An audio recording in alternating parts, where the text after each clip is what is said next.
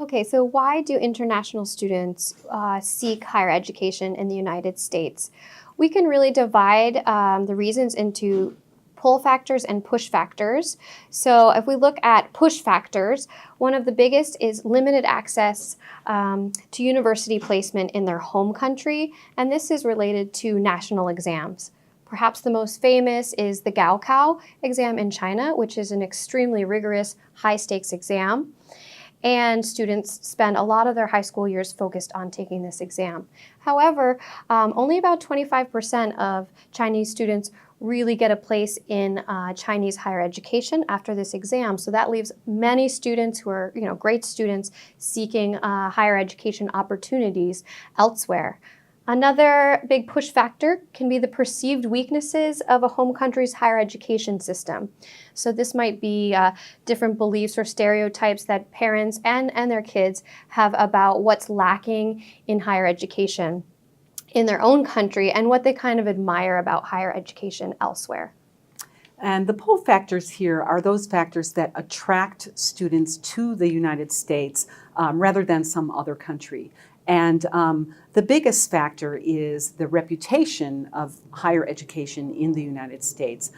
Many parents as well as students feel that by getting a degree in the United States, this is the best thing that they can do for their future job opportunities. In addition to just the degree itself, the fact that they have taken their entire degree and courses all in English shows that they will be a valuable English speaker in whatever job capacity they pursue.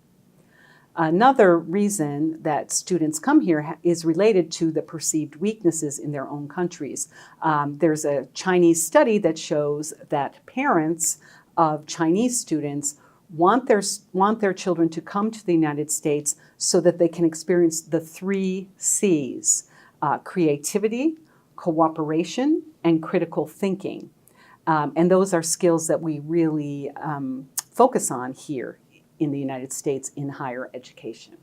When we think of international students in our classrooms, the language variable can be one of the first things that comes to mind. So let's talk about the language variable and being an international student. It's important to remember that not all international students are second language students. There are a lot of students who've spent their lives studying in English in their home country, and they come to UNH to study. However, that doesn't mean that they don't have many obstacles here when they first come, because cultural adaptation and higher ed academic culture, those are big things to learn about for any student. So a great example might be an Indian student coming to UNH. Language is not going to be a huge barrier for them or a huge challenge for them, but they will have other challenges with cultural and academic adaptation. Another thing to remember about language skills is that the 4 skill areas are rarely balanced. The 4 skill areas are listening, speaking, reading, and writing.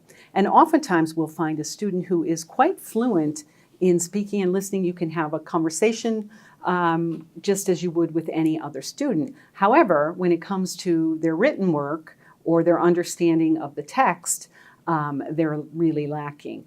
This is very common. Another common problem is that receptive skills, especially in students who come from countries where there is not a lot of exposure to English in the marketplace or in other contexts.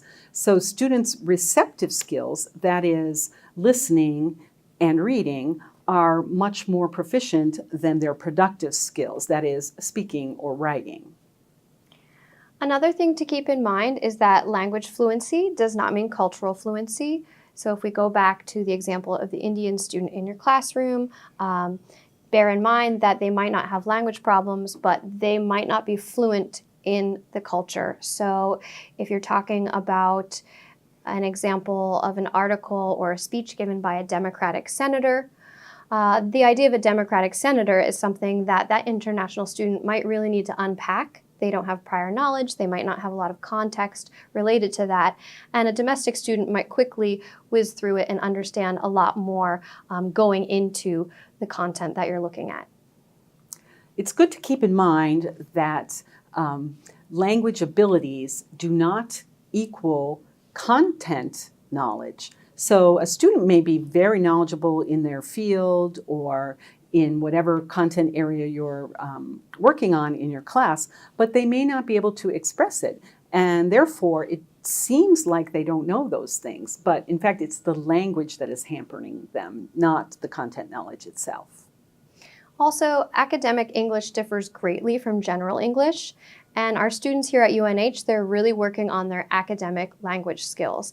And it can take 7 years or more in the best of situations, the most intensive study, to become proficient in academic English or in academic language. So the students we have in our classes, they're still working on that proficiency, they're still in the process of language learning, academic language learning, and they really haven't finished that process.